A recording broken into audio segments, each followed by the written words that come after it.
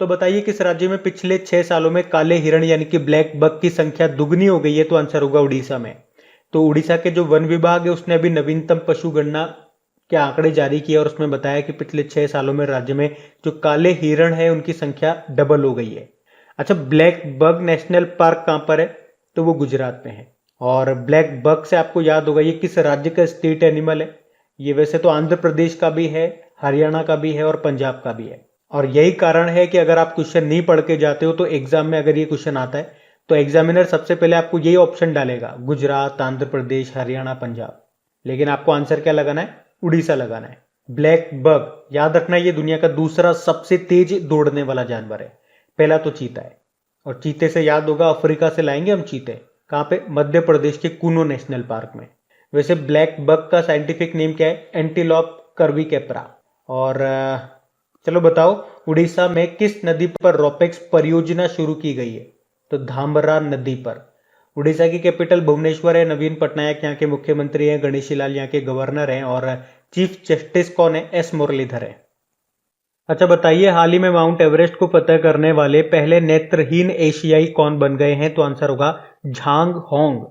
तो चीन के झांग होंग ये माउंट एवरेस्ट को फतह करने वाले एशिया के पहले और दुनिया के तीसरे दृष्टिहीन व्यक्ति बन गए हैं। इन्होंने पहली ही कोशिश में ये कामयाबी हासिल की है और ये माउंट एवरेस्ट पर चढ़ने वाले एशिया के पहले और दुनिया के तीसरे नेत्रहीन व्यक्ति बन गए हैं। बाकी तसांग यिन हंग की बात करेंगे, ये हांगकांग की है और ये माउंट एवरेस्ट पर सबसे तेज चढ़ने वाली महिला बनी थी। कामिरिता शेरपा ये माउंट एवरेस्ट पर सबसे ज्यादा यानी कि 25 बार चढ़ने का रिकॉर्ड है इनके नाम। और मिंगमा तेंजी शेरपा 4 दिनों में माउंट एवरेस्ट पर 2 बार चढ़ कर के रिकॉर्ड बनाया था इन्होंने। एक आर्थर मुइर का नाम भी मैं आपको बताऊंगा, इनकी उम्र 75 ईयर है। अभी माउंट एवरेस्ट पर चढ़ने वाले अमेरिका के सबसे उम्रदराज व्यक्ति ये बन गए। अच्छा, माउंट एवरेस्ट की ऊंचाई मुझे आप बता दो, कमेंट बॉक्स में टाइप करके बताओ माउंट एवरेस्ट की ऊंचाई कितनी है। अच्छा बताइए, हाल ही में किसने दुनिया भर के किसानों के लिए दुनिया का पहला नैनो यूरिया पेश किया है? तो आंसर होगा इफ्को ने। इफ्को मतलब Indian farmers fertilisers cooperative limited. तो अभी इफ्को ने दुनिया भर के किसानों के लिए दुनिया का पहला नैनो यूरिया लिक्विड पेश किया है। तो इस नैनो यूरिया लिक्विड से जो पैदावार है वो बढ़ेगी, भूमिगत जल स्तर अच्छा होगा और लागत भी कम होगी। अच्छा देखो, अगर मैं आपसे पूछूं कि दुनिया का पहला कार्बनिक यौगिक ऑर्गेनिक कंपाउंड कौन सा है, तो याद रखना यूरिया ही है, जिसका निर्माण किया था वोहलर ने। और इसका फॉर्मूला क्या है? NH2CONH2। और यूरिया का केमिकल नेम क्या है? कार्बामाइड। अच्छा, शरीर में यूरिया का निर्माण कहाँ पे होता है? ये साइंस का प्रश्न है। लीवर में होता है। लीवर हमारे शरीर की सबसे बड़ी ग्रंथि है और हमारे शरीर की सबसे बड़ी अंतःस्रावी ग्रंथि एंडोक्राइन ग्लैंड कौन सी है? थायराइड है। इफ्को की बात करेंगे, स्थापना 1967 में हुई। अध्यक्ष इसके कौन है? BS नकई। बताइए, WHO ने भारत में सबसे पहले पाए गए कोविड-19 वेरिएंट का नाम क्या रखा? तो आंसर होगा कप्पा। एक्चुअली अभी WHO ने भारत में पहली बार पाए गए कोविड-19 के 2 वेरिएंट के नाम दिए हैं। देखो, पहला वेरिएंट था B.1.617.1 जिसका नाम रखा कप्पा। दूसरा वेरिएंट था B.1.617.2 उसका नाम रखा डेल्टा। और देखो, इसी तरह से यूके में जो वेरिएंट मिला था उसका नाम अल्फा रखा। साउथ अफ्रीका में जो वेरिएंट मिला था उसका नाम बीटा रखा। ब्राजील में जो मिला था उसका नाम गामा रखा। तो आपको तो भारत के याद रखने हैं, एक का नाम रखा कप्पा, एक का नाम रखा डेल्टा। अब इस तरह का प्रश्न आपके एग्जाम में आ जाता है और पूछा जाता है वेरिएंट देकर के आपको कि इसका नाम क्या रखा, तो कैसे याद रखोगे? मैंने आपको बताया था। देखो, कप्पा में पीछे आ रहा है प मतलब पहला, तो जो .1 है वो पहला है। और डेल्टा में लास्ट में आ रहा है ट मतलब टू है ना, तो .2 वाला डेल्टा हो गया। ऐसे याद रख लो, बस याद रह जाए आपको, बस इतना आया मैं तो। बाकी WHO की बात करेंगे, स्थापना 7 अप्रैल 1948 को होती है, हेडक्वार्टर जेनेवा स्विट्जरलैंड। अध्यक्ष इसके तेद्रोस अधानोम है। और अभी दिसंबर 2020 में आपको याद होगा इसके पहले CEO बने थे कौन? अनिल सोनी बने थे। अच्छा, इसी से रिलेटेड आगे हम एक प्रश्न बढ़ेंगे कि WHO के कार्यकारी बोर्ड के अभी नए अध्यक्ष कौन बन गए हैं, वो मैं आपको आगे बताऊंगा। लेकिन अगर आपको पता है, डेली करंट अफेयर्स देखते होंगे और आपको उनका नाम याद है और वो किस देश से हैं, तो कमेंट बॉक्स में टाइप करके बताओ। फिर बताइए, अभी हाल ही में मानक विकास संगठन यानी कि स्टैंडर्ड डेवलपिंग ऑर्गेनाइजेशन के रूप में घोषित होने वाला भारत का पहला संस्थान कौन सा है? तो आंसर होगा research design and standard organisation, जो कि भारतीय रेलवे के तहत कार्य करता है। और अभी हाल ही में मानव विकास संगठन यानी कि स्टैंडर्ड डेवलपिंग ऑर्गेनाइजेशन के रूप में घोषित होने वाला ये देश का पहला संस्थान बन गया है। बताइए पाकिस्तान ने अभी किस नाम से अपनी पहली कोरोना वैक्सीन को लॉन्च किया? तो पाक वैक। और एक्चुअली में इसको तो बनाया चाइना नहीं है, और ये मरीजों पर कितनी असरदार है इसके बारे में कोई जानकारी नहीं है। वैसे भारत में देखो आपको 3 वैक्सीन मिल जाएगी, 2 तो हमने ही बनाई है, कोविशील्ड जो कि सीरम इंस्टीट्यूट पुणे ने बनाई, कोवैक्सीन ये भारत बायोटेक जो कि हैदराबाद में है उसने बनाई, और रशिया से हमने ली है स्पुतनिक वी। और याद रखना ये मान्यता प्राप्त पहली वैक्सीन है, ये सब डबल डोज की वैक्सीन है। उसके बाद अभी रशिया ने स्पुतनिक लाइट भी बनाई है जो कि एक सिंगल डोज वैक्सीन है।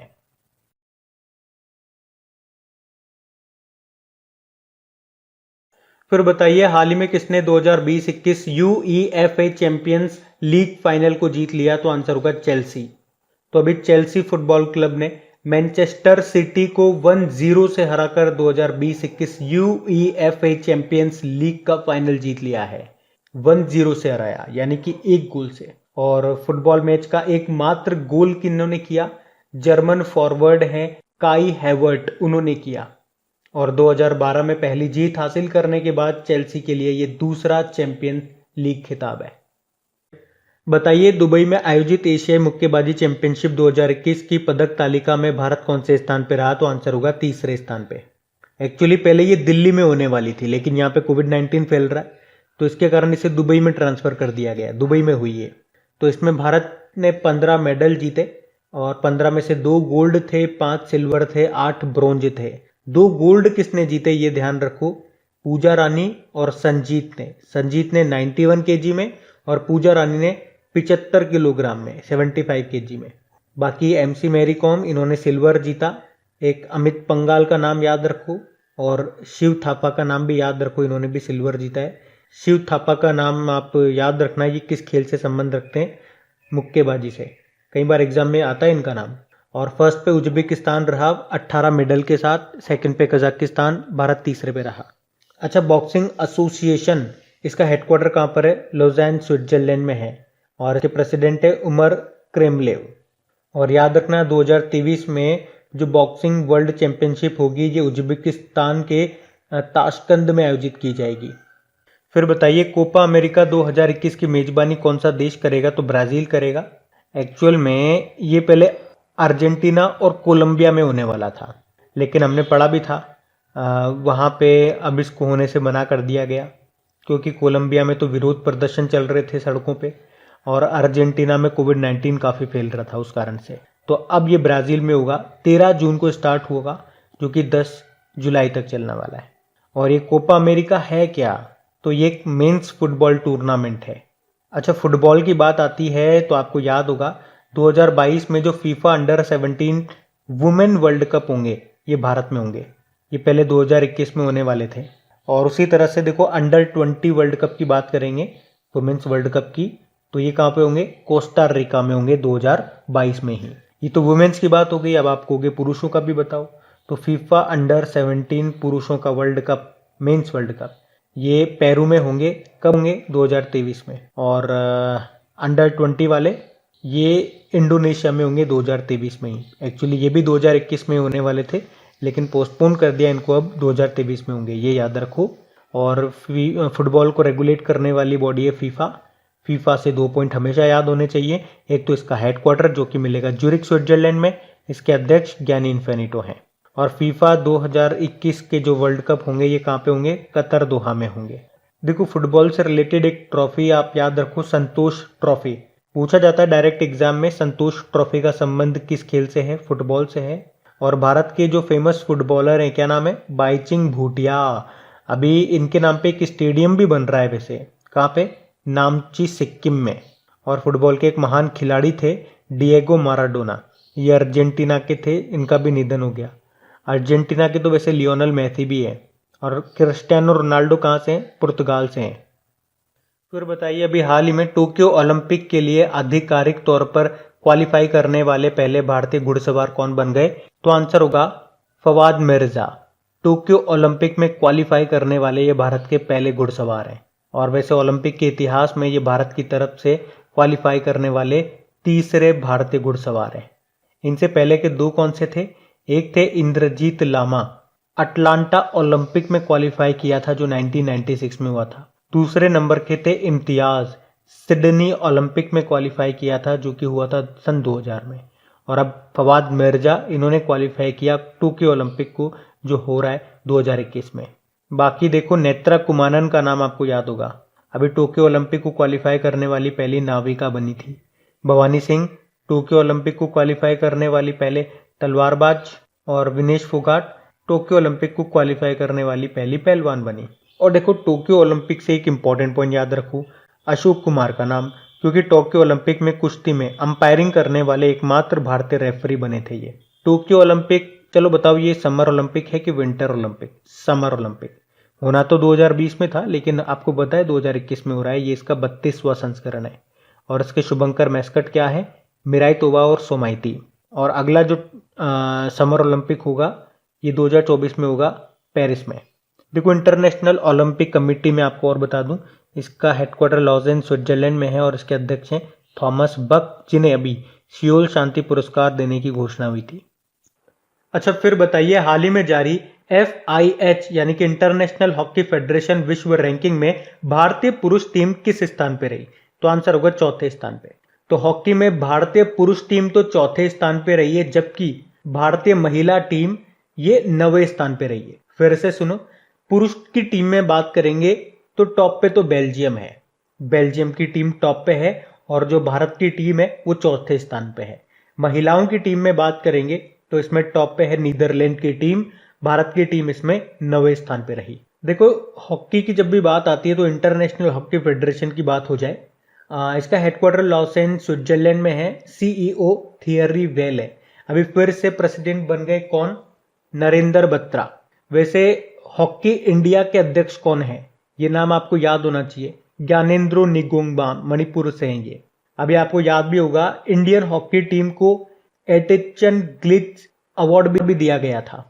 और अभी आपको इसी से रिलेटेड एक और पॉइंट याद होगा, पंजाब में जो मोहाली हॉकी स्टेडियम है ना, उसका नाम बलबीर सिंह सीनियर के नाम पे रखा गया था। और स्टेडियम की बात है तो एक और पॉइंट लिंक करके याद कराता हूँ, उड़ीसा में है राउरकेला स्टेडियम, वहां पे सबसे बड़ा हॉकी स्टेडियम बन रहा है भारत का।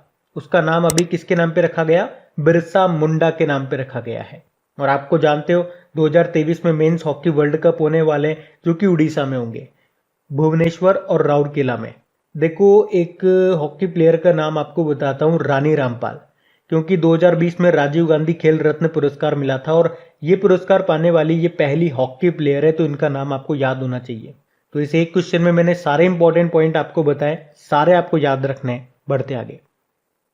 और गाइज, अगर वीडियो आपको अच्छा लग रहा है तो प्लीज इसे लाइक करते हुए चलना। देखिए, आप लोगों ने अभी लाइक किया है या नहीं किया है? नहीं किया है तो अभी इसको लाइक कर दीजिए, लास्ट तक आप लोग भूल जाओगे मैं कह रहा हूँ। और हाँ, इसे शेयर भी जरूर कर देना अपने दोस्तों के साथ में। और अगर आप में से कोई स्टूडेंट इस चैनल को फर्स्ट टाइम देख रहा है तो आप इस चैनल को सब्सक्राइब कर सकते हैं। सब्सक्राइब करने के बाद में पास में बेल आइकन को जरूर प्रेस कीजिएगा ताकि आगे के आपको नोटिफिकेशन मिलते रहें, ताकि आपसे कोई भी वीडियो मिस न हो। बेल आइकन को प्रेस करना जरूरी है। चलिए बढ़ते हैं आगे।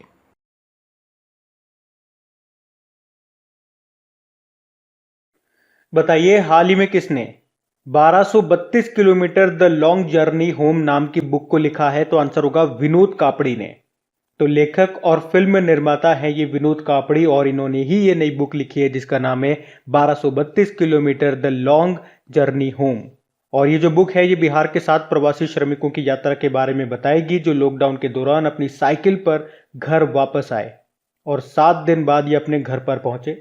तो कापड़ी ने इन श्रमिकों के साथ गाजियाबाद से सहरसा तक 1232 किलोमीटर की यात्रा की थी। तो उसी के बारे में इस बुक में बताया है। बाकी झुम्पा लाहिड़ी वेयर अबाउट नाम की बुक को लिखा मोहन कृष्ण बोहरा। तस्लीमा संघर्ष और साहित्य के लिए 2021 में 30वां बिहारी पुरस्कार जीता इन्होंने। बाकी देवेर सिंह भंडारी युवा Bharat the heroes of today नाम की बुक को लिखा इन्होंने। बताइए, लैंग्वेजेस ऑफ ट्रुथ नाम की बुक को किसने लिखा है? तो आंसर होगा सलमान रुश्दी ने। इस बुक का पूरा नाम है लैंग्वेज ऑफ ट्रुथ ऐसे 2003 टू 2020 और इसे लिखा है सलमान रुश्दी ने। ये जो सलमान रुश्दी की जो बुक्स होती हैं काफ़ी इंपॉर्टेंट होती है, इनको याद रखना। बाकी Aditya Gupta the 7 lessons from Everest नाम की बुक को लिखा। नीना गुप्ता की ऑटोबायोग्राफी आई थी सच कहूँ तो नाम से, और सुरेश रैना इनकी ऑटोबायोग्राफी का नाम है believe what life and cricket taught me. फिर बताइए हाल ही में सावरकर अ कॉन्टेस्टेड लीगेसी 1924 टू 1966 नाम की बुक को किसने लिखा? तो आंसर होगा विक्रम संपत ने। तो इतिहासकार और लेखक हैं ये विक्रम संपत, और इन्होंने ही वीर सावरकर के जीवन और कार्य पर पुस्तक का दूसरा भाग लिखा है जिसका नाम है सावरकर अ कॉन्टेस्टेड लीगेसी 1924 टू 1966। इसका जो पहला भाग आया था 2019 में आया था, जिसका नाम था Savarkar echoes from a forgotten past. बाकी देखिए संजय बारू की बात करेंगे तो India's power allied caste class and cultural नाम की बुक को लिखा है इन्होंने। डॉक्टर शैलेंद्र जोशी की बात करेंगे, सुपारी पालन नाम की बुक को लिखा है जिसको vice president M Venkaiah Naidu ने लॉन्च किया था। और Sameer Soni my experiments with silence नाम की बुक को लिखा इन्होंने। फिर बताइए हाल ही में star gazing the players in my life नाम की बुक को किसने लिखा? रवि शास्त्री ने। तो क्रिकेट ऑलराउंडर, कमेंटेटर और कोच ये जो रवि शास्त्री हैं इन्होंने अपनी पहली बुक लिखी है जिसका नाम है star gazing the players in my life, और इसके सह लेखक कौन है? अयाज मेनन। और इन्होंने इस बुक में दुनिया भर से मिले लगभग 60 असाधारण प्रतिभाओं के बारे में लिखा है जिन्होंने उन्हें प्रेरित किया। बाकी सलमान रुश्दी इन्होंने कौन सी बुक लिखी? Languages of truth. Nitin Gokhale Manohar Parrikar brilliant mind simple life नाम की बुक को लिखा। और जो पेप्सिको की पूर्व सीईओ रही इंदिरा नुई, इन्होंने my life in full work family and our future नाम की बुक को लिखा। बताइए हाल ही में ऑल यू नीड इज जोश ये जो बुक है इसको किसने लिखा है? सुप्रिया पॉल ने। तो सुप्रिया पॉल ने लिखी है ये उनकी नई बुक जिसका नाम है, पूरा नाम है all you need is josh stories of courage and conviction in 21st century India. तो इस बुक में बाधाओं का सामना करने और अपने सपनों को प्राप्त करने वाले लोगों की कहानियों के बारे में बताया गया है। एक तरह से मोटिवेशनल बुक आप कह सकते हो। बाकी नीना गुप्ता की ऑटोबायोग्राफी आई थी जिसका नाम है सच कहूँ तो। शरद पगारे को 31वां व्यास सम्मान मिला उनके उपन्यास पाटलिपुत्र की सम्राज्ञी के लिए। और शरण कुमार लिम्बाले 30वां सरस्वती सम्मान मिला उनके उपन्यास सनातन के लिए।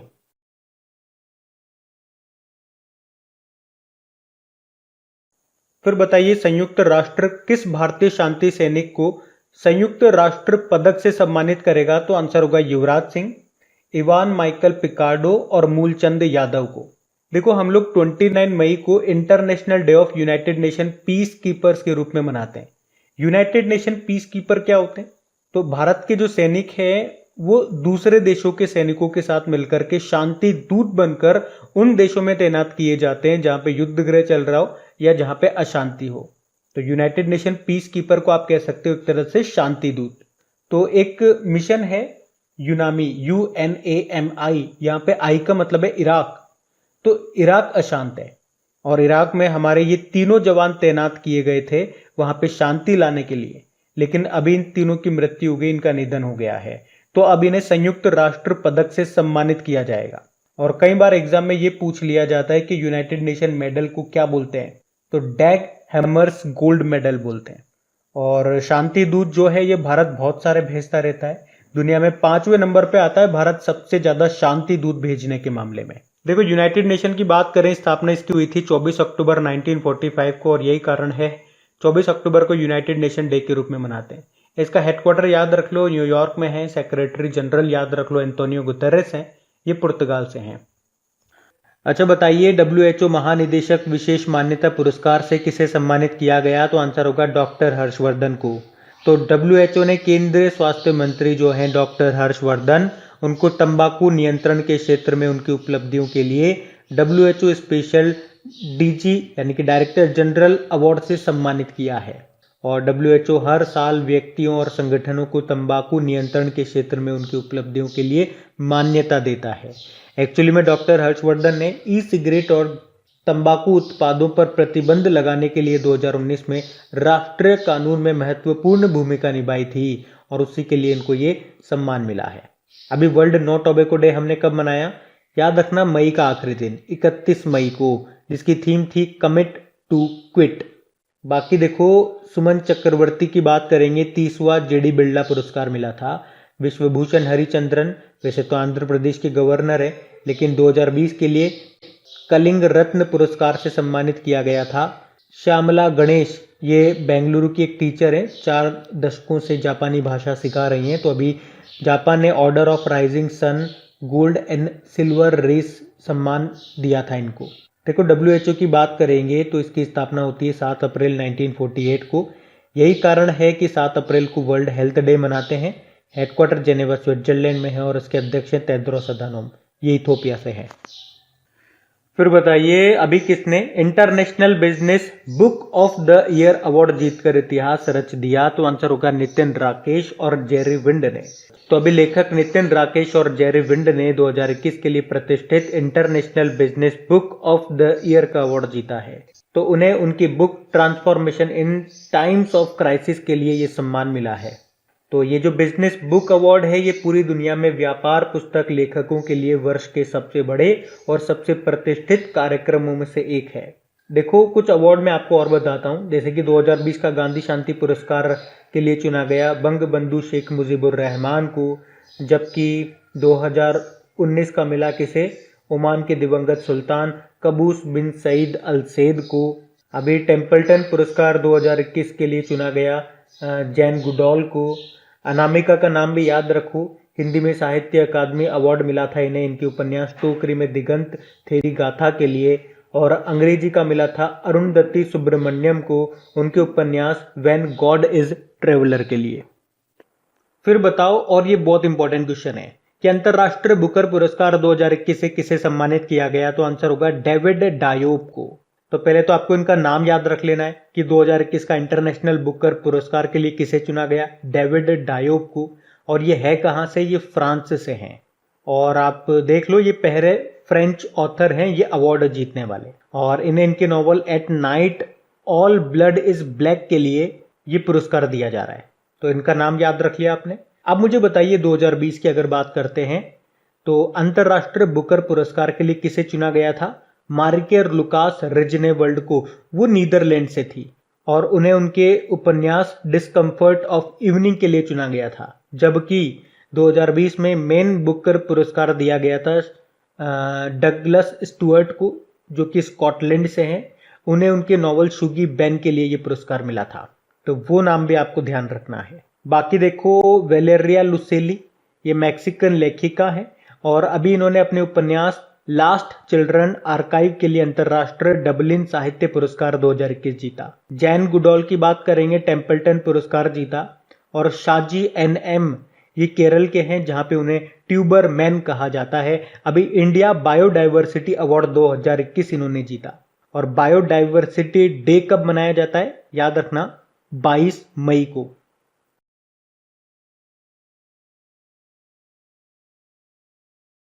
फिर बताइए अभी IBF यानी कि इंडियन ब्रॉडकास्टिंग के अध्यक्ष के रूप में किसे नियुक्त किया गया, विक्रमजीत सेन को। वैसे तो अभी IBF का नाम बदल के क्या हो गया, इंडियन ब्रॉडकास्टिंग एंड डिजिटल, और इसके नए अध्यक्ष बन गए विक्रमजीत सेन। बाकी देखो अरुण कुमार मिश्रा का नाम मोस्ट इंपॉर्टेंट रहेगा। अभी राष्ट्रीय मानवाधिकार आयोग यानी कि नेशनल ह्यूमन राइट कमीशन के नए चीफ बन गए ये। टी रविशंकर RBI के नए डेप्यूटी गवर्नर बने और Vishali Hiwase border road organisation की पहली महिला कमांडिंग ऑफिसर बनी है। बताइए अभी अमेरिका की सेना की पहली महिला सचिव कौन बनी है, तो आंसर होगा क्रिस्टीन वर्मुथ बनी है। बाकी मैरिक गारलैंड ये वहां के अटॉर्नी जनरल बने और इनका साथ देने के लिए एसोसिएट अटॉर्नी जनरल बनी थी कौन, भारत की वनीता गुप्ता। मार्था कूम ये केन्या की पहली महिला चीफ जस्टिस बनी और बिल नेल्सन नासा के नए एडमिनिस्ट्रेटर बने, ये 14वें नंबर के। अमेरिका के अभी नए राष्ट्रपति का नाम क्या है, जो बाइडेन है 46 नंबर के। वहां की पहली महिला उपराष्ट्रपति है कमला हैरिस 49 नंबर की। फिर बताइए CII यानी कि कॉन्फेडरेशन ऑफ इंडियन इंडस्ट्री के नए अध्यक्ष के रूप में किसे नियुक्त किया गया, तो आंसर होगा TV नरेंद्रन को। TV नरेंद्रन ये कौन है, तो ये टाटा स्टील के MD CEO हैं और इन्हीं को 2021-22 के लिए CII का अध्यक्ष चुना गया है। ये किनका स्थान लेंगे, ये उदय कोटक का स्थान लेंगे। उदय कोटक ये कोटक महिंद्रा बैंक के एमडी सीईओ हैं। तो अध्यक्ष तो बनेंगे टीवी नरेंद्रन और उपाध्यक्ष बनेंगे हीरो मोटोकॉर्प लिमिटेड के अध्यक्ष जो हैं पवन मुंजाल। बाकी कुलदीप सिंह वैसे तो ये सीआरपीएफ के डायरेक्टर जनरल हैं, लेकिन अभी इन्हें एडिशनल चार्ज मिला है नेशनल इन्वेस्टिगेशन एजेंसी का। सुबोध कुमार जायसवाल ये सीबीआई के डायरेक्टर बने। अभी उदय शंकर का नाम भी आपने सुना होगा, फिक्की के अध्यक्ष बने थे ये। एस रमन्ना का नाम याद रखो, सिडबी के ये अध्यक्ष बने हैं। सिडबी का हेडक्वार्टर कहाँ है? लखनऊ में। और गोविंद राजू चिंटला ये नाबार्ड के अध्यक्ष हैं। फिर बताइए नौसेना स्टाफ के उप प्रमुख कौन बन गए? तो आंसर होगा रवनीत सिंह। तो वाइस एडमिरल रवनीत सिंह, इनको भी नौसेना स्टाफ के उप प्रमुख के रूप में नियुक्त किया गया है। और किनकी जगह ली इन्होंने? पवार की, जो भी रिटायर्ड हो गए। वैसे हमारे नेवल चीफ कौन है? करमबीर सिंह है। और भारतीय नौसेना दिवस हम कब मनाते हैं? 4 दिसंबर को मनाते हैं। टीवी नरेंद्रन का नाम हमने पढ़ा था, वैसे टाटा स्टील के एमडी सीईओ हैं। अभी 2021-22 के लिए कॉन्फेडरेशन ऑफ इंडियन इंडस्ट्री का अध्यक्ष इन्हें चुना गया है। विक्रमजीत सिंह अभी Indian Broadcasting and Digital Foundation के अध्यक्ष बने। और Jagjit Pavadia International Narcotics Control Board के अध्यक्ष बनी है। और ये इंटरनेशनल नारकोटिक्स कंट्रोल बोर्ड का हेडक्वार्टर कहाँ पर है? वियना, ऑस्ट्रिया में। बताइए अभी असम राइफल्स के 21वें महानिदेशक कौन बन गए? तो आंसर होगा प्रदीप चंद्रन नायर।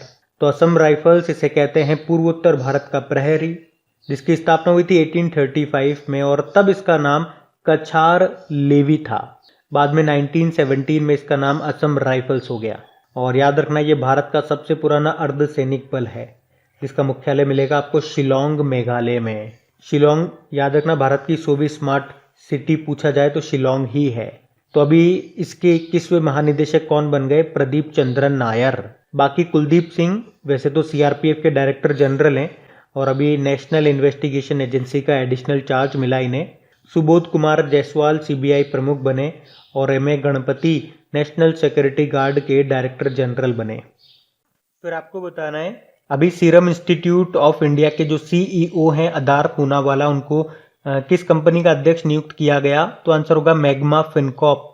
तो मुंबई स्थित गैर बैंकिंग वित्तीय कंपनी है मैग्मा फिनकॉर्प लिमिटेड। और उसने अभी 31 मई 2021 को ही सीरम इंस्टीट्यूट ऑफ इंडिया के जो सीईओ हैं अदार पूनावाला, उनको कंपनी का अध्यक्ष नियुक्त किया है। अदार पूनावाला से आपको याद होगा अभी फॉर्च्यून के जो वर्ल्ड 50 ग्रेटेस्ट लीडर्स 2021 की जो सूची आई थी उसमें टॉप 10 में थे ये।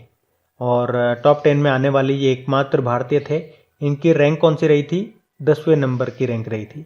और उस लिस्ट में टॉप पे थी न्यूजीलैंड के प्रधानमंत्री जेसिंडा अर्डन।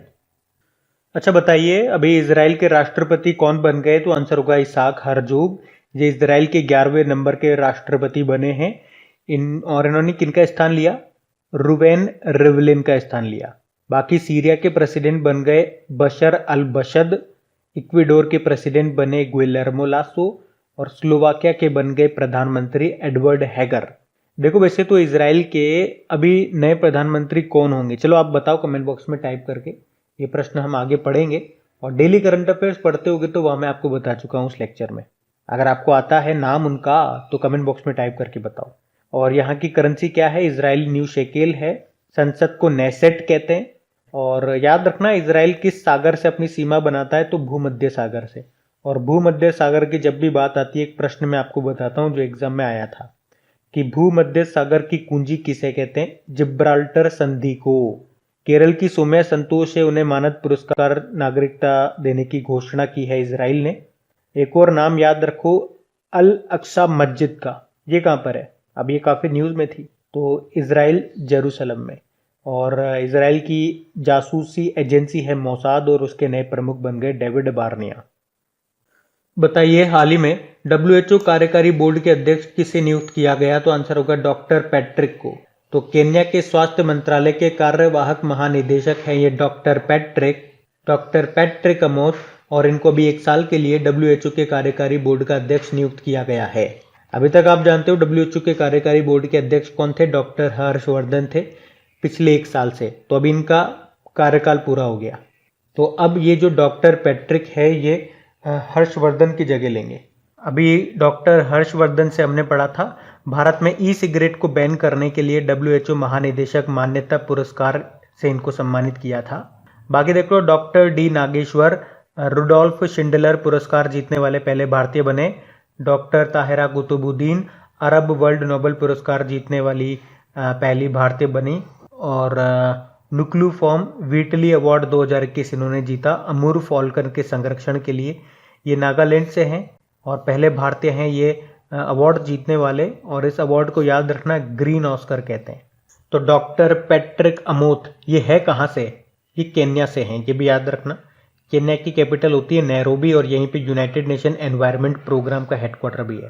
केन्या की करेंसी क्या है? केन्याई शिलिंग और प्रेसिडेंट है वहाँ के उरुहु केन्याटा। अभी केन्या की पहली महिला चीफ जस्टिस कौन बनी थी? मार्था कूम बनी थी। तो केन्या से ये दो इंपॉर्टेंट नाम आपको याद रखने हैं, डॉक्टर पैट्रिक का और मार्था कूम का।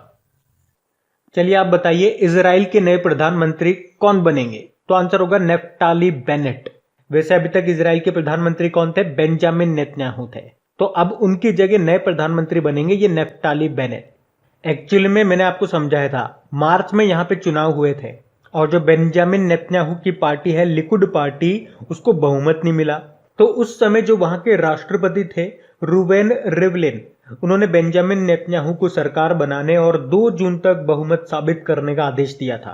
पर टाइम पूरा होने के बाद वो बहुमत साबित नहीं कर पाए तो विपक्ष आपस में एक हो गया, मतलब गठबंधन कर लिया। तो गठबंधन के बाद अब पहले यामिन पार्टी के जो प्रमुख नेता हैं नेफ्टाली बेनेट, ये 2023 तक यानी कि अगले 2 सालों के लिए प्रधानमंत्री रहेंगे। और उनके बाद यश एडिट पार्टी के जो नेता हैं यार लैपिड, वो प्रधानमंत्री बनेंगे। यानी कि 2 जने बारी बारी प्रधानमंत्री बनेंगे, पहले नेफ्टाली बेनेट और फिर 2 साल के बाद यार लैपिड बनेंगे। तो ये आपको नाम याद रखना है। वैसे भी इजराइल के जो नए राष्ट्रपति हैं उनका नाम क्या है? इसाक हरजोग है। अच्छा, इजराइल से हमने कोई ड्रोन लिया है क्या? हाँ, हेरोन ड्रोन लिया है हमने, भारत चीन सीमा पर निगरानी रखने के लिए। और भारत और इजराइल आपस में मिल करके बराक 8 मिसाइल भी बना रहे हैं, ये भी ध्यान रखना। फिर बताइए अभी हाल ही में भारतीय वायुसेना के अगले प्रमुख के रूप में किसे नियुक्त किया गया है? तो आंसर होगा विवेक राम चौधरी को। तो अभी एयर मार्शल विवेक राम चौधरी को वायुसेना मुख्यालय में अगले वाइस चीफ के रूप में नियुक्त किया गया है। तो इनका नाम आपको याद रखना है। वैसे इंडियन एयरफोर्स डे कब मनाया जाता है? 8 अक्टूबर को। बाकी देखो डॉक्टर पैट्रिक, ये भी इंपॉर्टेंट नाम है, याद होना चाहिए आपको। वैसे तो ये केन्या से हैं। अभी WHO की कार्यकारी बोर्ड का अध्यक्ष इन्हें चुना गया है। किसकी जगह ली इन्होंने?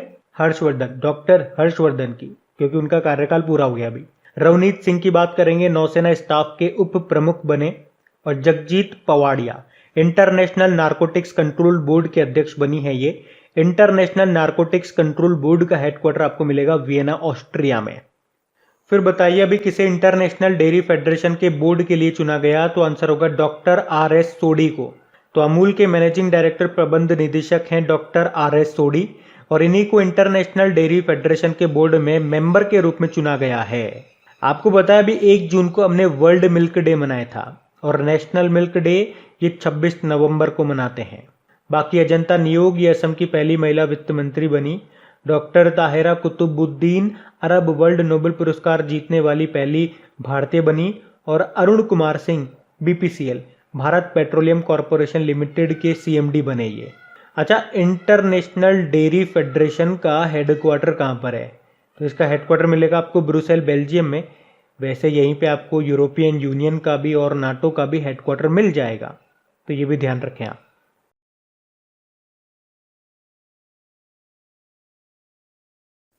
अच्छा बताइए, हाल ही में प्रधानमंत्री नरेंद्र मोदी ने PM केयर्स फंड से कोरोना महामारी के कारण अनाथ हुए बच्चों को आर्थिक सहायता देने की घोषणा की है। ये प्रधानमंत्री केयर फंड की स्थापना कब की गई थी? मार्च 2020 में। 27 मार्च 2020 को स्थापना हुई थी इसकी। यहाँ पे केयर्स का मतलब हो गया citizen assistance relief in emergency fund. मतलब ये जो फंड है केवल कोरोना के लिए ही नहीं है, बल्कि किसी भी तरह की कोई भी आपातकालीन स्थिति आती है, इमरजेंसी सिचुएशन आती है तो उसके लिए है। इसके अध्यक्ष प्रधानमंत्री नरेंद्र मोदी है।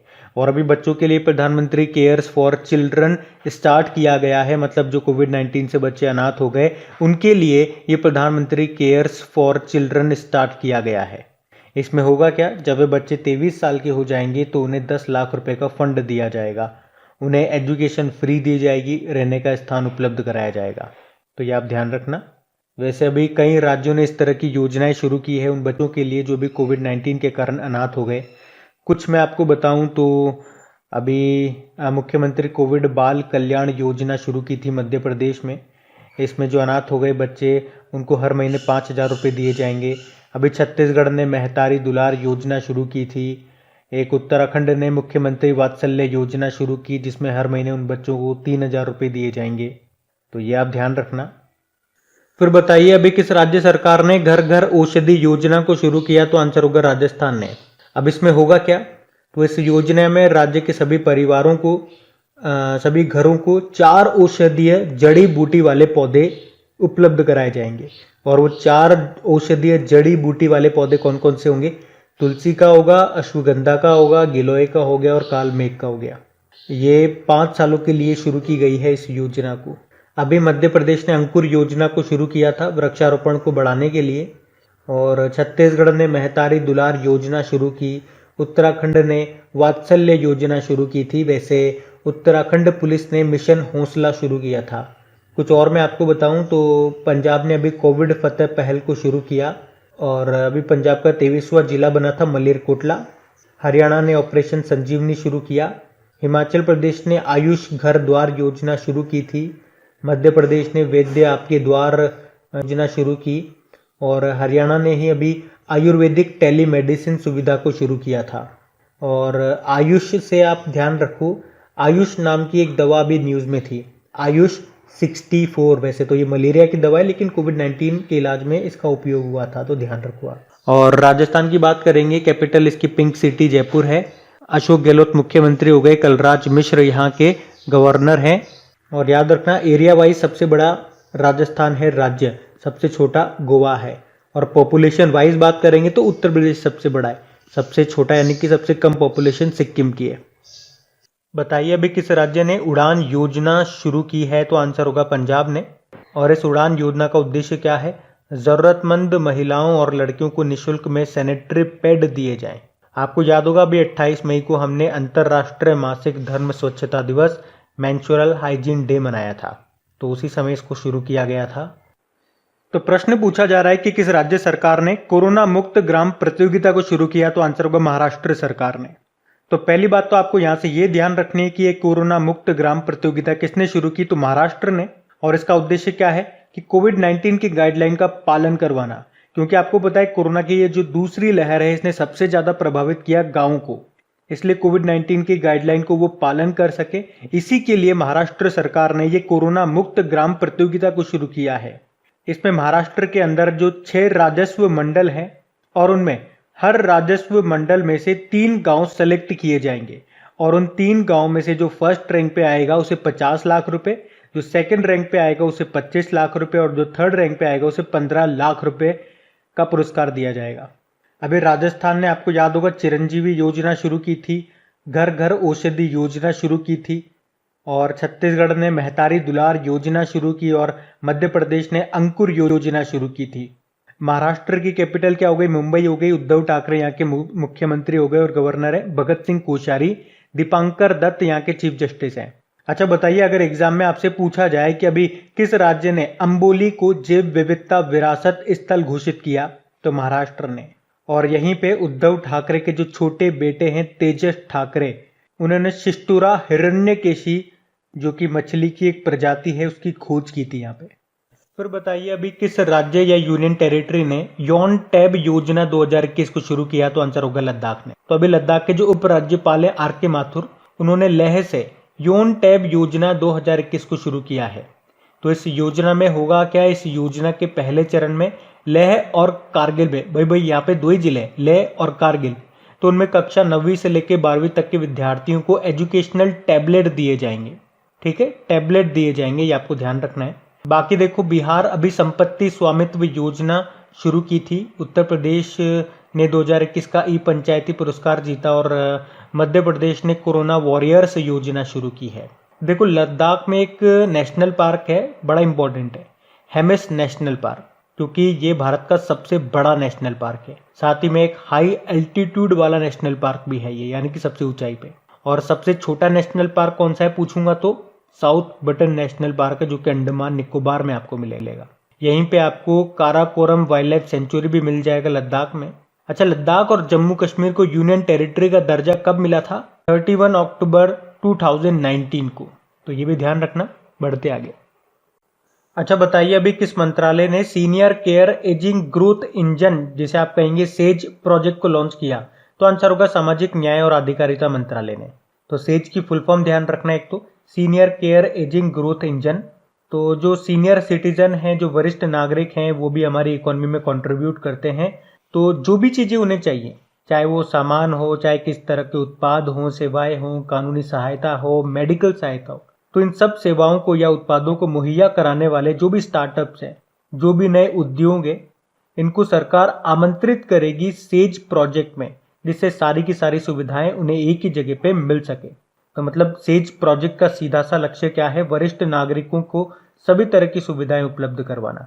और हमारे सामाजिक न्याय व अधिकारिता मंत्री कौन है? थावर चंद गहलोत है। वैसे अभी इसी मंत्रालय ने एक एप्लीकेशन भी लॉन्च किया था सुगम्य भारत नाम से, और इसी मंत्रालय ने एक आसिम ASIIM आसिम मिशन को भी लॉन्च किया था, जिसमें 1000 SC कम्युनिटी के एंटरप्रेन्योर क्रिएट करने हैं अगले 4 सालों में। ये इस मिशन का लक्ष्य है। आसिम मतलब होता है Ambedkar social innovation and incubator mission. और वैसे इसी मंत्रालय ने कुछ समय पहले सीनियर सिटीजन्स के लिए पोषण अभियान भी शुरू किया था। अच्छा, फिर बताइए, अभी चर्चा में रहा एक अभियान है राबता मुहिम, ये किस राज्य में लागू किया जा रहा है? तो आंसर होगा पंजाब में। एक तरह से पेरेंट टीचर मीटिंग कराई जा रही है इस अभियान में। तो बेसिकली इस कार्यक्रम का उद्देश्य क्या है? माता पिता और शिक्षकों के बीच में फोन के माध्यम से संपर्क को सुविधाजनक बनाना, उसके अलावा शिक्षा, स्वास्थ्य और बच्चों को कोविड से संक्रमण होने के बचाने के बारे में भी चर्चा करना। देखो, पंजाब की कैपिटल चंडीगढ़ है, मुख्यमंत्री हैं क्या? कैप्टन अमरिंदर सिंह, और गवर्नर है VP सिंह बदनौर। बाकी उड़ीसा अभी गोप बंधु संपदिका स्वास्थ्य बीमा योजना शुरू की। महाराष्ट्र ने अभी महासमृद्धि महिला सशक्तिकरण योजना शुरू की, और छत्तीसगढ़ ने कौशल्य मातृत्व योजना शुरू की थी। वैसे पंजाब का भी 23वां नया जिला कौन सा बन गया? मलेरकोटला। अच्छा बताइए, अभी किस राज्य सरकार ने मुख्यमंत्री अनुप्रति कोचिंग योजना को शुरू किया? तो आंसर होगा राजस्थान ने। तो अभी राजस्थान की सरकार ने राज्य के मेधावी छात्र छात्राओं के लिए एक मुफ्त कोचिंग योजना की घोषणा की है।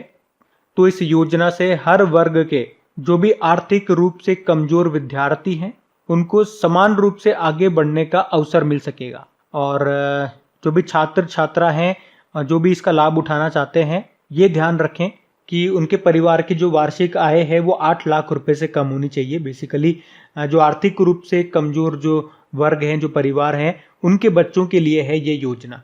बाकी हिमाचल प्रदेश ने पर्वत धारा योजना को शुरू किया, मध्य प्रदेश ने मुख्यमंत्री कोविड उपचार योजना शुरू किया, और असम ने ये ऑनलाइन बाढ़ रिपोर्टिंग प्रणाली शुरू करने वाला पहला राज्य बना था असम। अभी राजस्थान की कैपिटल जयपुर है, जिसे पिंक सिटी बोलते हैं। अशोक गहलोत यहाँ के मुख्यमंत्री हैं, कलराज मिश्र यहाँ के गवर्नर हैं, इंद्रजीत मोहंती यहाँ के चीफ जस्टिस हैं।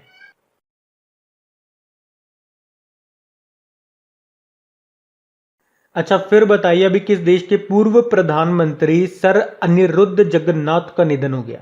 मॉरिशस के थे ये। तो मॉरिशस के पूर्व प्रधानमंत्री भी थे और राष्ट्रपति भी थे सर अनिरुद्ध जगन्नाथ, जिनका भी निधन हो गया। उन्हें 1980 के दशक के मॉरिशस आर्थिक चमत्कार का जनक माना जाता है। वैसे अभी इनके जो बेटे हैं प्रवीण जुगन्नाथ, ये ही मॉरिशस के प्रधानमंत्री हैं। मॉरिशस की कैपिटल होती है पोर्ट लुइस, और वहाँ की करेंसी है मॉरिशियन रुपी। देखो, इनके नाम से मैं आपको कुछ पॉइंट बताऊं। अनिरुद्ध जगन्नाथ, इन्हें पिछले साल यानी कि 2020 में भारत सरकार ने पद्म विभूषण देकर के सम्मानित किया था, जो कि भारत का दूसरा सर्वोच्च नागरिक सम्मान है। 2020 की बात कर रहा हूं। चलो मुझे बताओ, 2021 में किस देश के प्रधानमंत्री को पद्म विभूषण दिया गया था? तो जापान के प्रधानमंत्री, पूर्व प्रधानमंत्री शिंजो अबे को मिला था। ये भी याद रखना आप, है ना। अच्छा बताइए, अभी किस देश की संसद ने कृत्रिम द्वीप यानी कि आर्टिफिशियल आइलैंड के निर्माण के लिए मंजूरी दे दी है, जिसमें 35,000 लोग रहेंगे? तो आंसर होगा डेनमार्क में। और ऐसा क्यों किया जा रहा है? क्योंकि इसकी जो कैपिटल है कोपेनहेगन। तो कोपेनहेगन बंदरगाह को बढ़ते जल स्तर से बचाने के लिए एक कृत्रिम द्वीप तैयार करने की परियोजना को मंजूरी दे दी है। और इस द्वीप का क्या नाम होगा? Lynette home. लिनेट होम इसका नाम होगा। और यहाँ पे कितने लोग रह सकेंगे? लगभग 35,000 लोग रहने का इंतजाम होगा।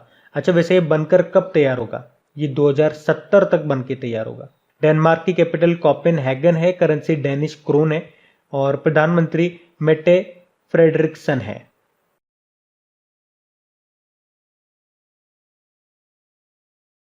फिर बताना है विश्व दुग्ध दिवस वर्ल्ड मिल्क डे कब मनाया जाता है? तो आंसर होगा 1 जून को। और पहली बार इसे 2001 में मनाया गया था। मनाता कौन है? फूड एग्रीकल्चर ऑर्गेनाइजेशन, जिसका हेडक्वार्टर है रोम, इटली में। और इसकी थीम रही sustainability in the dairy sector, दुग्ध क्षेत्र में स्थिरता। ये तो हो गया वर्ल्ड मिल्क डे। एक नेशनल मिल्क डे भी होता है जो हम 26 नवंबर को मनाते हैं। वैसे 26 नवंबर को संविधान दिवस के रूप में भी मनाते हैं। एक्चुअली में वर्गीज कुरियन का जन्मदिन होता है 26 नवंबर को, इसलिए हम नेशनल मिल्क डे मनाते हैं 26 नवंबर को। वर्गीज कुरियन, इन्होंने ऑपरेशन फ्लड यानी कि जिसे आप श्वेत क्रांति कहते हैं उसकी शुरुआत की थी। फादर ऑफ व्हाइट रिवॉल्यूशन इनको कहा जाता है। और जो अमूल है, जो आपको इसका मुख्यालय मिलेगा आनंद, गुजरात में, उसके संस्थापक भी हैं ये। देखो, 1 जून को वैश्विक मातृ पितृ दिवस यानी कि ग्लोबल डे ऑफ पेरेंट्स के रूप में भी मनाया जाता है। ये भी ध्यान रखो। ये मनाता है संयुक्त राष्ट्र और दुनिया भर में माता पिता को सम्मानित करने के लिए हर साल 1 जून को ही मनाता है। अच्छा बताइए, हाल ही में विश्व साइकिल दिवस कब मनाया गया? तो आंसर होगा 3 जून को। तो इसे मनाने का उद्देश्य क्या है? समाज के सभी सदस्यों के बीच साइकिल को बढ़ावा देना। तो सिंपल सा याद रखेंगे आप, विश्व साइकिल दिवस वर्ल्ड बाइसिकल डे 3 जून को होता है। अच्छा बताइए, अभी हाल ही में विश्व पर्यावरण दिवस कब मनाया गया? तो आंसर होगा 5 जून को।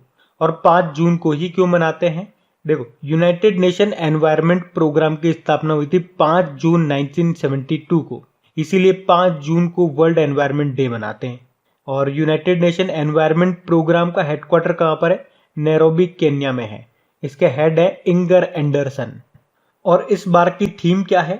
देखो, डेली करंट अफेयर्स वाले लेक्चर में जो मैंने आपको थीम बताई थी वो थी इकोसिस्टम रिस्टोरेशन।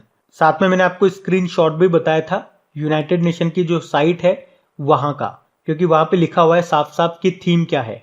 लेकिन उसके अलावा भी काफी सारे newspaper, Hindustan times, times of India वगैरह में जो थीम है वो अलग दे रखी थी। तो मैंने आपको दोनों बता दिया है, आप दोनों ध्यान रख लेना। जैसे कि कई जगह थीम लिखा हुआ है री इमेजिन, रिक्रिएट, रीस्टोर, और जो फोकस है वो बताया है इकोसिस्टम रिस्टोरेशन को। तो आप दोनों ध्यान रखो, है ना। बाकी इस साल का जो होस्ट कंट्री है वो है पाकिस्तान। पाकिस्तान इसका होस्ट कंट्री है। अच्छा, आपके माइंड में आता होगा जब पाकिस्तान इसका होस्ट कंट्री हुआ तो क्या कभी भारत भी इसका होस्ट कंट्री रहा था? तो यस, कब? 2018 में। उस समय इसकी थीम थी बीट द प्लास्टिक पॉल्यूशन। फिर बताइए, विश्व खाद्य सुरक्षा दिवस यानी कि वर्ल्ड फूड सेफ्टी डे कब मनाया गया? तो आंसर होगा 7 जून को। और इस साल ये हम तीसरा विश्व खाद्य सुरक्षा दिवस मना रहे हैं। पहली बार हमने 2019 में मनाया था इसे। और इसे मनाने का उद्देश्य क्या है? सुरक्षित खाद्य मानकों को बनाए रखने में जागरूकता पैदा करना और खाद्य जनित बीमारियों के कारण होने वाली मौतों को कम करना। सबसे इंपॉर्टेंट तो रहेगी इसकी थीम। क्या है theme? Safe food today for a healthy tomorrow, यानी कि स्वस्थ कल के लिए आज का सुरक्षित भोजन। अब ध्यान से सुनो, ये तो हो गया वर्ल्ड फूड सेफ्टी डे। एक होता है वर्ल्ड फूड डे, वो हम 16 अक्टूबर को मनाते हैं। 16 अक्टूबर को ही क्यों मनाते हैं? क्योंकि फूड एग्रीकल्चर ऑर्गेनाइजेशन की स्थापना होती है 16 अक्टूबर 1945 को, इसीलिए एक नेशनल फूड डे होता है। वो हम कब मनाते हैं? जब यूनाइटेड नेशन डे मनाते हैं। और वो कब मनाते हैं? जब पोलियो डे मनाते हैं। और वो कब मनाते हैं? 24 अक्टूबर को। बाकी अगर मैं आपसे पूछूं अभी विश्व खाद्य पुरस्कार 2021 का किसे मिला?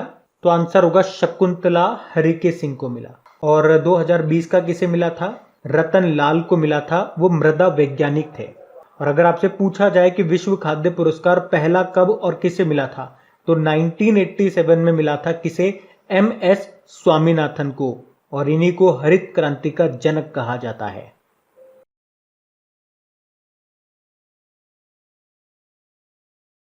अच्छा बताइए, अभी HDFC बैंक ने किस वर्ष तक कार्बन न्यूट्रल बनने की योजना की घोषणा की है? तो आंसर होगा 2031-32 तक। अभी आपको याद होगा RBI ने HDFC बैंक पे 10 करोड़ रुपए का जुर्माना लगा दिया था नियमों का उल्लंघन करने के कारण। देखो, HDFC बैंक का हेडक्वार्टर मुंबई में है। इसके MD CEO शशिधर जगदीशन है। इसकी टैगलाइन होती है वी अंडरस्टैंड योर वर्ल्ड। फिर बताइए अभी हाल ही में स्विफ्ट जीपीआई इंस्टेंट सुविधा शुरू करने वाला विश्व का दूसरा बैंक कौन सा बन गया? तो आंसर होगा आईसीआईसीआई। तो विश्व का तो दूसरा और एशिया का ये पहला बैंक बन गया ऐसा करने वाला।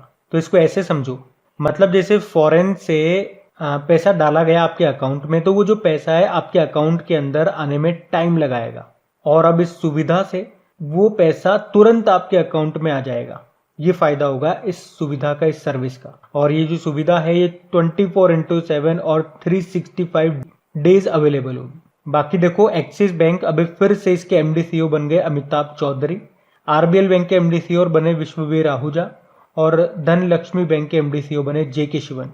आईसीआईसीआई बैंक इसका हेडक्वार्टर मुंबई में है, एमडी सीईओ संदीप बख्शी हैं, और टैगलाइन होती है हम है ना ख्याल आपका।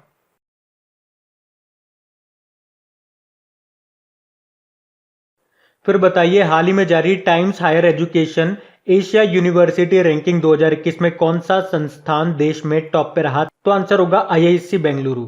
तो ये है टाइम्स हायर एजुकेशन की एशिया यूनिवर्सिटी रैंकिंग 2021, जिसमें टॉप पे तो चाइना का सिंघुआ यूनिवर्सिटी रहा है, सेकंड पे चाइना का पेकिंग यूनिवर्सिटी है, और भारत में टॉप पे कौन है? आईआईएससी बेंगलुरु, जो कि इस लिस्ट में 37 नंबर पे है। टॉप 100 में 3 भारतीय यूनिवर्सिटी है, एक तो आईआईएससी बेंगलुरु हो गया, एक आईआईटी रोपड़ जो कि 55 नंबर पे है, और एक आईआईटी इंदौर जो कि 78 नंबर पे है। तो ये आप ध्यान रखना। और वैसे आपको याद होगा अभी centre for world university ranking 2021-22 आई थी, उसमें टॉप पे था हार्वर्ड यूनिवर्सिटी। भारत में टॉप पे आईआईएम अहमदाबाद था, जो इस लिस्ट में 415वें नंबर पे था। चलो आप तो यूं बता दो कि times person of the year 2020 किसे चुना गया था? अभी अमेरिका के जो नए प्रेसिडेंट है जो बाइडेन, 46 नंबर के उनको, और अमेरिका की पहली महिला उपराष्ट्रपति बनी है कमला हैरिस, 49 नंबर की उनको। बाकी time kid of the year 2020 किसे चुना गया? तो गीतांजलि राव को चुना गया। अच्छा बताइए अभी हाल ही में नीति आयोग के द्वारा जारी सतत विकास लक्ष्य भारत सूचकांक 2020 में कौन सा राज्य टॉप पे रहा? तो आंसर होगा केरल। तो अभी जो केरल है ये नीति आयोग के sustainable development goal India index 2020-21 के तीसरे संस्करण में टॉप पे रहा है, जबकि जो बिहार है उसे सबसे खराब प्रदर्शन करने वाला राज्य घोषित किया गया है। यानी कि आप कह सकते हो टॉप पे केरल है तो सबसे लास्ट में बिहार है। अच्छा, सस्टेनेबल डेवलपमेंट गोल्स को कब जारी किया गया था, कब शुरू किया गया था? 2015 में इसे लॉन्च किया, और कब तक के लिए? 2030 तक के लिए। और कितने लक्ष्य हैं इसमें? 17 लक्ष्य हैं। देखो इसका सीधा सा मतलब ये हो गया कि आर्थिक विकास अगर कोई देश कर रहा है तो पर्यावरण का उसको खासतौर पे ध्यान रखना होगा, पर्यावरण को बीच में रख करके वो आर्थिक विकास करे। और तो याद रखना ये जो नीति आयोग है ये इसका तीसरा इंडेक्स इसने जारी किया है, जिसमें टॉप पे रहा केरल। देखो नीति आयोग में नीति मतलब होता है national institute for transforming India.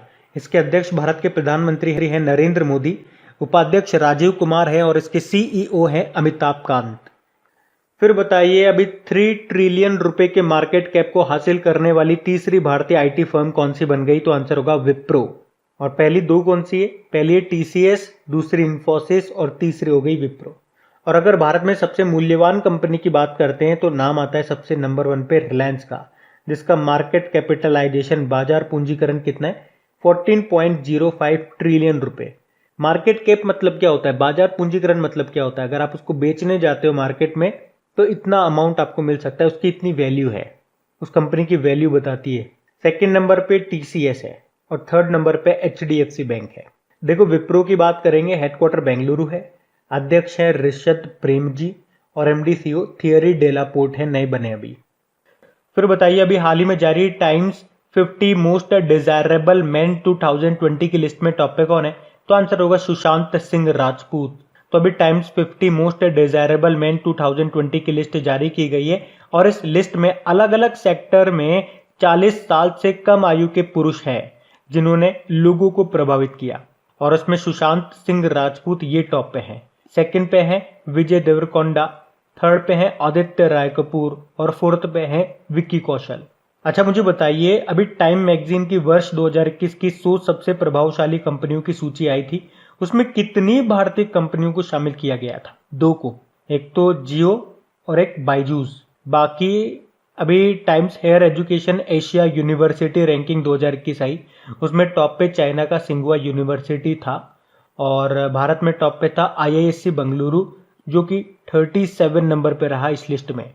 उसके अलावा time person of the year 2020 चुना गया था जो बाइडेन और कमला हैरिस को, और time kid of the year 2020 चुना गया गीतांजलि राव को, तो ये भी ध्यान रखना। फिर बताइए, हाल ही में जारी रिपोर्ट के अनुसार सतत विकास लक्ष्यों पर भारत की रैंक क्या रही? तो आंसर होगा 117। तो अभी हाल ही में जारी the state of India's environment report 2020 के अनुसार यूनाइटेड नेशन के 193 सदस्य देशों के द्वारा 2015 में अपनाए गए 17 सतत विकास लक्ष्यों यानी कि सस्टेनेबल डेवलपमेंट गोल्स के मामलों में भारत पिछले साल से 2 स्थान गिर करके 117वें स्थान पे आ गया है। अच्छा, भारत तो इसमें 117 नंबर पे है। इसमें टॉप पे कौन है? टॉप पे स्वीडन है, सेकंड पे डेनमार्क और थर्ड पे है फिनलैंड। बाकी अभी वर्ल्ड हैप्पीनेस इंडेक्स आया था जिसको यूनाइटेड नेशन ने जारी किया, उसमें भारत 139 नंबर पे रहा। टॉप पे रहा फिनलैंड। अभी जो डेमोक्रेसी इंडेक्स लोकतंत्र सूचकांक आया था उसमें भारत 53 नंबर पे रहा। टॉप पे नॉर्वे था। और अभी ग्लोबल एनर्जी ट्रांजिशन इंडेक्स 2021 जो आया उसमें भारत 87 नंबर पे था, यानी कि वैश्विक ऊर्जा संक्रमण सूचकांक के मामले में। देखो, एक तो ease of doing business index भी आप याद रखो, उसमें भारत 63 नंबर पे था, उसको वर्ल्ड बैंक ने जारी किया था। और ह्यूमन डेवलपमेंट इंडेक्स मानव विकास सूचकांक पूछेंगे तो उसमें भारत 131 नंबर पे था, तो ये पॉइंट भी आप ध्यान रखना। अच्छा बताइए, अभी हाल ही में जारी centre for world university ranking 2021-22 में कौन टॉप पे है? Harvard university. तो इसमें विश्व के टॉप 2000 यूनिवर्सिटीज की लिस्ट बनाई गई है जिसमें टॉप पे रहा हार्वर्ड यूनिवर्सिटी, सेकंड पे मैसेच्यूसेट्स इंस्टीट्यूट ऑफ टेक्नोलॉजी और तीसरे पे रहा स्टैनफोर्ड यूनिवर्सिटी। भारत में कौन सा यूनिवर्सिटी टॉप पे है? तो IIM अहमदाबाद जो ग्लोबली 415वें नंबर पर है। सेकंड पे IISc बेंगलुरु है जो कि 459 नंबर पर है। तो याद रखना, ये रैंकिंग है centre for world university ranking 2021-22।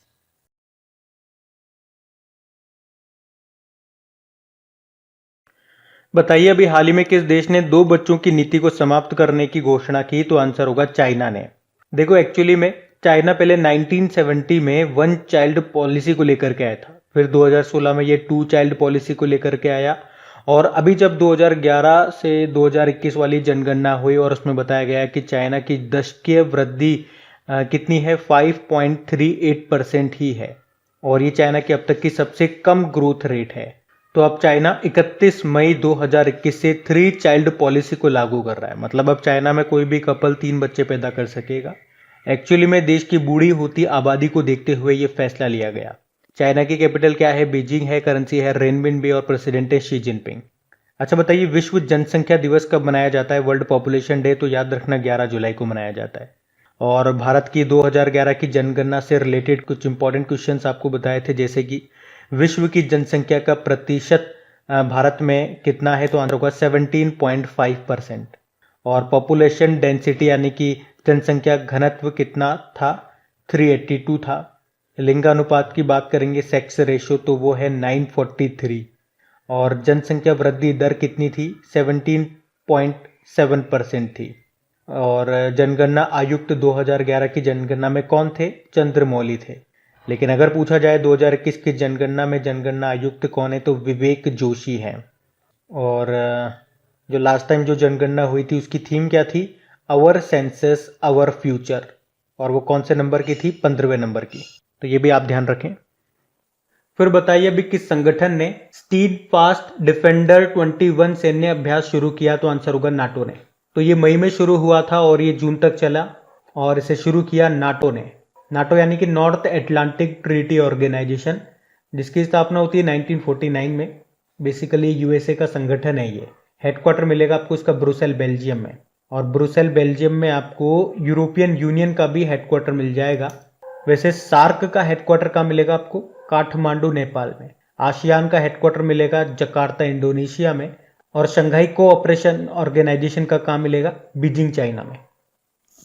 फिर बताइए, अभी किस देश का एक युद्धपोत है जिसका नाम है आयरिस खर्ग, वो ओमान की खाड़ी में डूब गया? तो आंसर होगा ईरान। तो ये ईरान का सबसे बड़ा युद्धपोत था जिसका नाम था आयरिस खर्ग, यहाँ पे आयरिस का मतलब होता है Islamic Republic of Iran navy ship, और अभी इसके अंदर आग लग गई जिसके कारण ये ओमान की खाड़ी में डूब गया।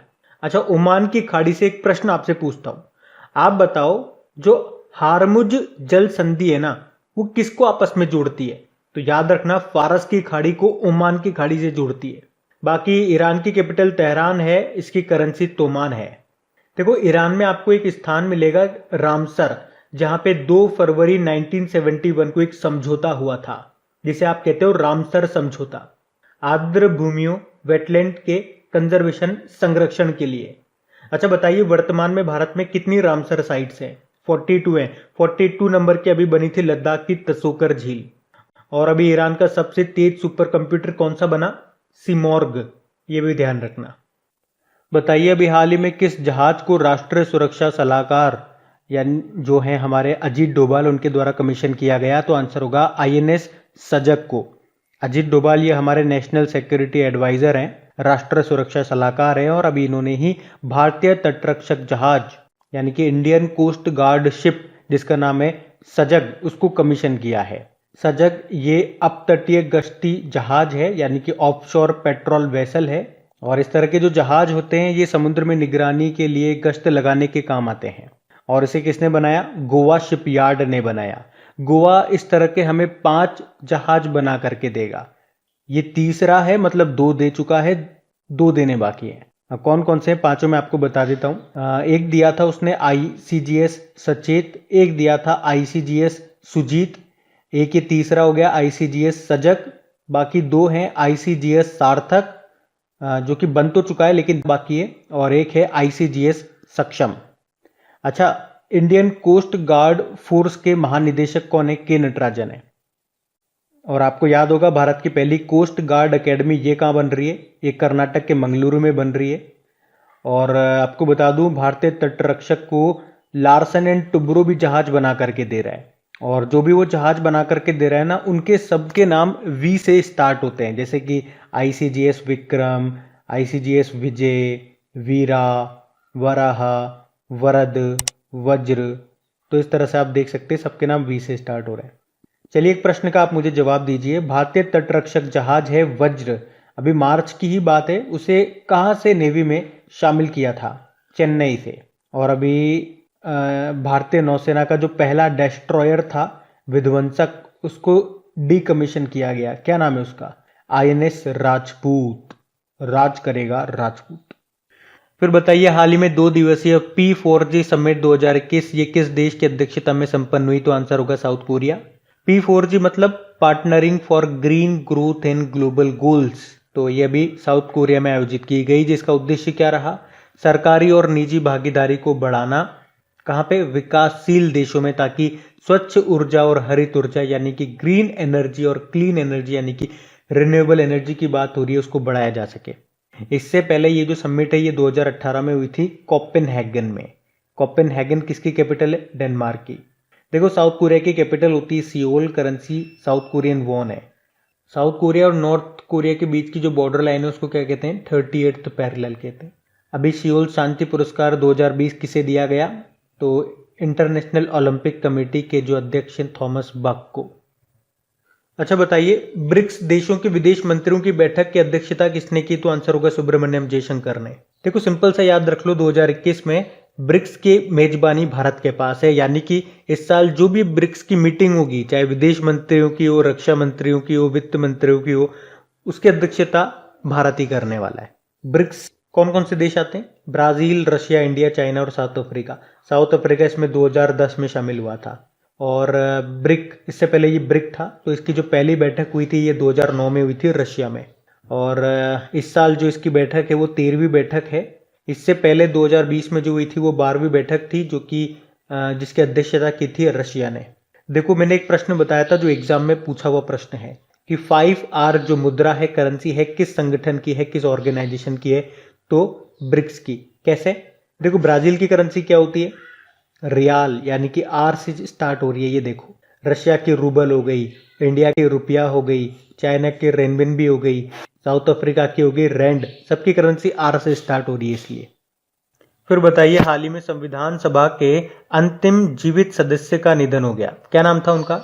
T.M. कालियानन उनका नाम था और ये भारतीय संविधान सभा के अंतिम जीवित पूर्व सदस्य थे। 101 वर्ष की उम्र में निधन हो गया इनका और वे संविधान सभा में सबसे कम आयु के सदस्य और भारत की पहली अस्थायी संसद के सदस्य भी थे। अभी गौरी अम्मा, इनका भी निधन हो गया। ये केरल की पहली राजस्व मंत्री थी